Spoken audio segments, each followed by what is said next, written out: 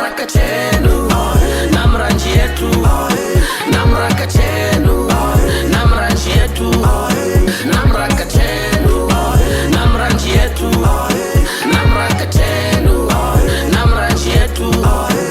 We are NamRA, serving with passion. Hello and welcome to this edition of NamRA Kachenu, where the focus is on tax, customs and excise matters. I am Elise Dentlinger and I am honored to be in your company for the next half an hour or so.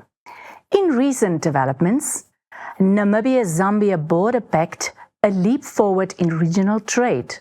NamRA Roadshow brings tax services closer to you. NamRA shows up at the Swakopmund International Trade Expo. All that and more coming in just a little while.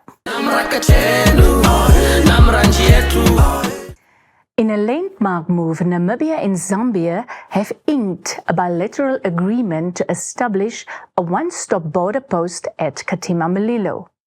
The strategic initiative, signed on the 21st of June 2024, is set to streamline border procedures, enhance trade and strengthen security between the neighboring countries.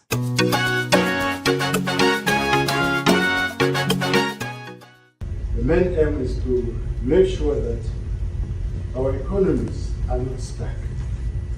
The movement of our trucks are smooth from the Copper Belt up to Walvis Bay. That's where we have the Chief Executive Officer of Walvis Bay Corridor Group is here. We are making sure that our movements are free of obstacles and challenges. Honorable Minister, the Minister of Home Affairs, Immigration, Safety and Security of Namibia, Dr. Kawana, and the Minister of Home Affairs and Security, Honorable Jacob Mwimbo, started last year to make sure that our border opens 24 hours. Indeed, is functioning today. NamRA is expanding its outreach, providing services to taxpayers at multiple locations nationwide. The roadshow, which commenced on the 24th of June 2024, will continue until the 24th of July 2024, aiming to offer extended assistance to taxpayers. Now that the filing season has conducted, NamRA extends our gratitude to taxpayers for their timely submissions and compliance.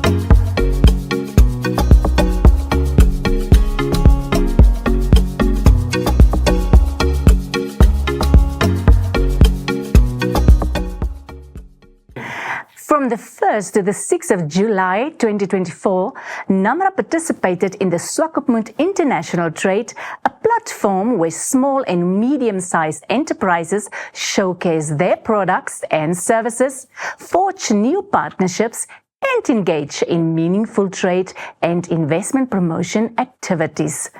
This expo stands as a beacon of innovation and collaboration for small and medium-sized enterprises.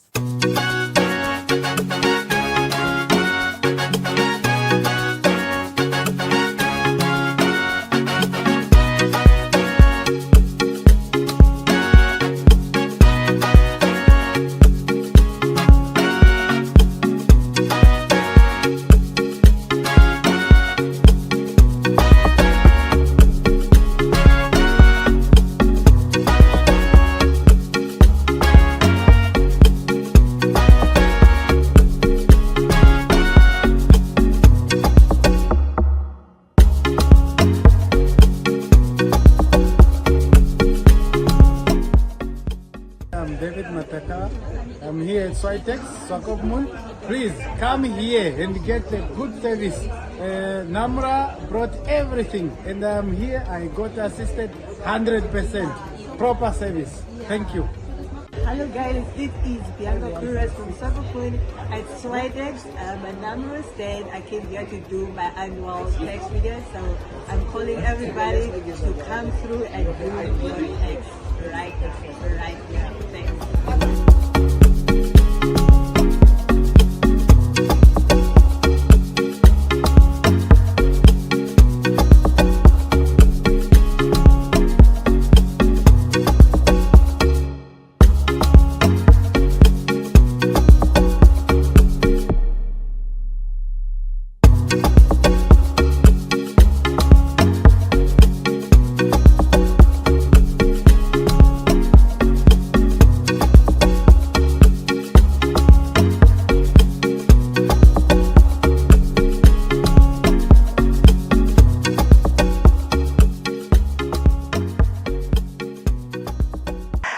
After the break, we will be joined by Memory Mbai, Manager Audit and Compliance from NamRA's Domestic Taxes Department. Be sure to stick around. NamRA Kachenu, NamRA Kachenu. Welcome back, and we are now joined by Ms. Memory Mbai, Manager Audit and Compliance Domestic Taxes. Good day, Memory, and a warm welcome here at NamRA Kachenu. Thank you so much for having me. Happy to be here. That's good to hear. So, Memory, can you tell us a little bit more about your professional background and what has motivated you to join the NamRA family? So I've been with NamRA for about 2 years now. And prior to joining, I spent 12 years working for 3 of the big 4 audit firms, of which I served as senior manager at the last 2. So all in all, I have about 14 years of experience within the tax space. And when I say tax space, I mean tax audit, advisory, and consulting. In terms of what inspired me to join NamRA, I always like to say it really was passion meets purpose. Like, I love tax. I have never seen myself doing anything else. It is just a passion of mine. And I really owe a lot of that to my previous employers that really, they invested in shaping me as a tax professional. So there was a sense of responsibility to give back, but to not only give back, but to do so whilst I'm doing something that I'm passionate about. So it really has been a remarkable 2 years seeing the positive impact that the organization is making. And I just look forward to taking the organization to new heights, or to help to contribute to take it to new heights, and to also just see how we can continue to positively impact the livelihoods of every Namibian. And I can see that you indeed have a passion for taxes. So can you describe to our listeners out there the core function of the Audit and Compliance Division within NamRA? So we are responsible for comprehensive audits. These are very detailed 5-year reviews covering all tax types. And the aim is really to ascertain, have you registered for all the taxes that you should have been registered for? And have you accurately reported on your tax liabilities? And in doing so, we work very closely with our third parties on exchange of information. So what are the primary challenges faced by your audit team? So the challenges that we face is that, number one, we find a lot of inaccurate declarations. Like I indicated, we work very closely with our third parties on exchange of information. So we use that to compare that to the declarations that have been made by the taxpayers. Secondly, what we find is that a lot of taxpayers are not willing to come forth and engage us when it comes to audits. And when they do come forth, we find that they don't maintain proper records to substantiate their tax positions, which in essence doesn't make the audit process as smooth as we would like it to be. So what are the primary challenges faced by your audit team? So in terms of the law, where a taxpayer has incorrectly reported their liabilities or they have not reported any income, then we estimate the assessments. And then the burden of proof rests with the taxpayer to prove that a certain amount is exempt or it shouldn't be included, and they do so via the objection process as contained per the law. Quite interesting to hear there. As we bring our conversation to a close, what significant thoughts would you like to share with our viewers out there? So we really want to urge our taxpayers that an audit is not a punitive measure that's taken by us as an organization. We want to build a culture of tax morality within Namibia. And to do so, we kindly request you to please honor the audit invitation. It really is a platform for us to engage you to understand what your compliance drivers are. And where we find that there are mismatches or discrepancies between your declaration and what the law says, that is the opportunity to educate you in helping you enhance your voluntary compliance moving forward. Memory, thank you so much for joining us today. That was a very informative and valuable information, and I believe you have answered a few questions that taxpayers might have had out there. So thank you again, once again, for joining us today. Thank you so much for having me. It was an absolute pleasure. And well, that was Ms. Memory Mbai, Manager, Audit and Compliance, Domestic Taxes. We will be right back after this. NamRA Kachenu, NamRA Kachenu. Now let's focus on the procedures for movements of goods in and out of customs and excise, bonded warehouse, as well as removal in transit. Good day, my name is Laimi Ikela. Today we are going to talk about procedures for movement of goods in and out of customs and excise bonded warehouse, as well as removal in transit. What is the purpose of the two regimes? The purpose is to promote smooth movement of goods in and out of customs and excise bonded warehouse, and also to facilitate the smooth movement of goods which are transiting through Namibia, destined for outside country.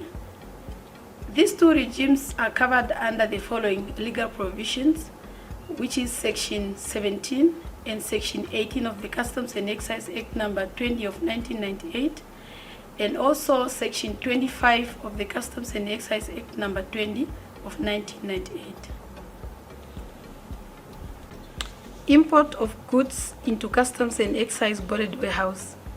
Goods destined for storage or resale, either within or outside Namibia, must be accompanied by relevant documentation, including an invoice, bill of lading or waybill, and also details identifying warehouse operator as the importer or the consignee. Goods which are intended for customs and excise warehouses under Customs Procedure Code, which is a CPC IM7, should not be processed or assessed without a permission letter from the warehouse owner detailing goods description, value of goods, and also the period of stay based on the approval from customs. Goods that were intended for transit may only be accepted into the customs and excise warehouse under certain circumstances and upon submission of a request to the customs regional manager, and approval shall be granted in accordance with the Section 25 of the Customs and Excise Act number 20 of 1998. For example, non-containerized or break bulk cargo, or those which are temporarily admitted for repacking, for sorting, or inspection, can be stored for up to 90 days only, pending approval by NamRA. Approval must be submitted in writing to the nearest NamRA Customs and Excise office before the launching of a warehouse entry, which is IM7. No goods should be allowed to enter customs and excise warehouse without being inspected by customs. Therefore, warehouse operators are required to notify customs upon arrival of goods at the premise or at the warehouse. And all goods which are inspected by NamRA should bear an official stamp and a signature of the customs and excise officials who did the inspection. Then we come to export of goods from customs and excise boarded warehouse. Prior exportation, an appointed clearing agent is required to lodge an EX warehouse entry, which we call an EX3, under the customs office of exit, where the goods are exiting through. Warehouse operators again are required to arrange for customs supervision during the loading of the goods and also during the sealing of the trucks. And all goods which are inspected by NamRA should bear an official stamp and signatures of customs and excise official who conducted the inspection. Once the consignment arrives at the destination border, customs should verify the documents. They should also verify the seal, or conduct physical examination and assess the EX3 declaration, which is the X warehousing entry. No pre-clearance is allowed for the EX3 declaration. However, documentary check may be accepted in advance, and EX3 declarations must only be assessed after the arrival of goods and once those goods are inspected. Then lastly, let's look at the procedures for goods which are in transit. Goods which are intended to transit Namibia to foreign countries should be admitted under the Customs Procedure Code 8000, which is an IM8. And the applicable duties and taxes should either be paid as a provisional payment or can be deferred on the guarantee facility. Transit goods under CPC 8000, which is IM8, should not be processed or should not be assessed without a permission letter from the bond owner, which must detail the description of goods and also the value of goods. Goods transiting through Namibia are only permitted to stay for 14 days from the day they were released from customs control. Any delay must be reported within 48 hours to the nearest NamRA Customs and Excise Office by the importer or by their representative clearing agent. I thank you. In the next insert, we will look at customs surety bonds. Good day. My name is Nathaniel Shaninga from Trade Facilitation Department. In this episode, we are going to talk about custom surety bond. What's a custom surety bond? This is a financial security issued to custom from a recognized financial institution to cover potential duty and taxes during the importation of goods. We have 5 different types of security bond or surety bond. The first one, we have a clearing agent, then we have a boarded warehouse, then we have a credit facility, then we have temporary import, and we have transit import bonds. In this episode, we are going to concentrate more on clearing agent. Clearing agent, the industry expert who act as a broker between customs and the trading community who are importer and exporter. They are registered under Section 73 of the Customs and Excise Act. Their function is to facilitate the clearance of goods when you are importing or exporting them. Requirement for clearing agent registration and licensing. Number 1, you must prove like you have been working for customs or clearing agents for more than 2 years. You must be registered with BIMPA. You must be in good standing with both NamRA, Domestic Tax and Social Security Commission. You must prove like you have existing business premises or at least a lease agreement where you are going to conduct your operation. Your building should be certified with a fitness certificate that it's fit to conduct the operation you are applying for. You must also prove like you are registered with FIC. You must also provide us with your resident, which is an ID or passport. And if you are not a Namibian, you must provide us with a work visa or resident permit. Here is the trivia of duties. Did you know Excise duties are taxes imposed on certain locally produced goods and their imported counterparts, such as cigarettes, alcohol, and fuel. These duties are also applied to most excisable products imported from other SACU countries. Here is a total collection between April 2021 and 31st of March 2024.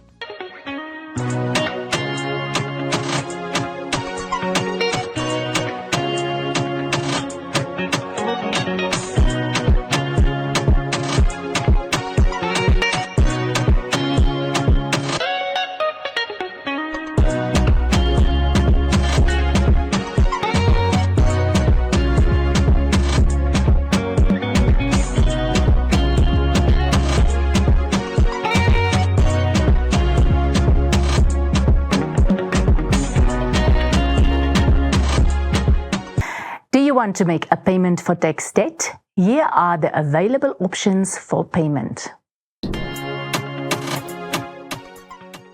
My name is Angela Kamui, Senior Revenue Treasury Officer at NamRA. I'm going to take you through the process of making payments to our NamRA offices. We have 4 modes of payments which are acceptable at our offices, which are direct deposits, cash payments, electronic fund transfers, and speed points machines. When making electronic fund transfers, we have 2 accounts available for our taxpayers, which is Receiver of Revenue, account 165001, and the VAT dedicated account 165060. When making a direct deposit, our taxpayers need to fill this deposit slip at their commercial bank. You need to have your TIN with you. The TIN consists of 8 characters, and then you should also know the period that you are making the payment for. When making an electronic fund transfer, for your penalty or interest liability due to NamRA, you use the EFT referencing example as shown on the screen. It also has 19 characters, but on the text type and text period, you put 999, indicating that the payment is account payment. When making electronic fund transfers, EFT referencing example is shown on the screen, which comprises of 19 characters. The taxpayer reference number comprises of 5 parameters, which are as follows. 1. Represent the payment method, in this case, EFT payment. 06. Office of registration or your return office. The 8th character represents your tax identification number. 14 is tax type, in this case, employees tax. 2018-06 is the tax period for which the payment is meant for.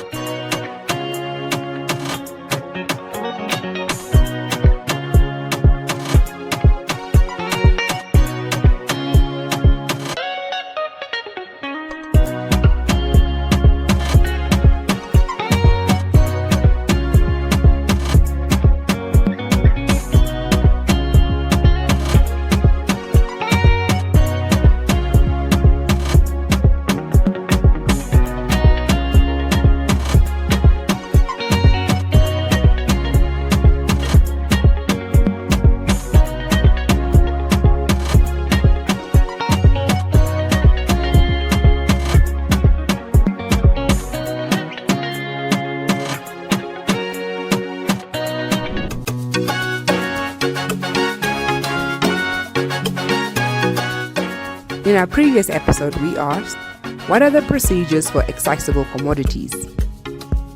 The correct answer is, these commodities are traded under Section 123 of the Customs and Excise Act 20 of 1998, which implies that restricted or prohibited goods can only be traded under strict certification and licensing. For manufacturing warehouses requiring to manufacture excisable commodities, they may register with Customs and Excise. They must register their bonds with an accredited financial institution. Their facilities should be inspected and approved by the Commission of NamRA. The goods to be traded should be traded under the import and export permits issued by the Ministry of Trade and Industrialization. Imports and export limits provided should be observed at all times. The phytosanitary certificate for human consumption goods is to be issued by the accredited institution in the country of importation or country of manufacturing. Certificate of analysis should be produced for bulk oil and gas importation. An SAD 500 is also to be produced for bulk imports and exports. A self-assessment should be done for manufacturing warehouses, and they must tender their declaration.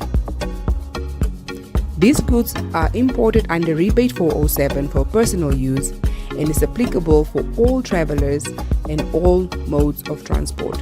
Our question for this episode is, what is a clearing agent? Kindly email your answer to NamRA Kachenu at namra.org.na.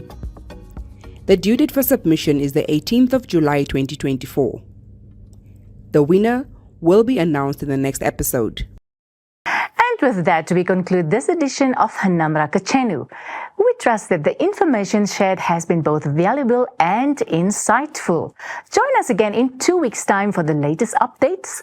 Until then, stay informed, stay compliant, and goodbye.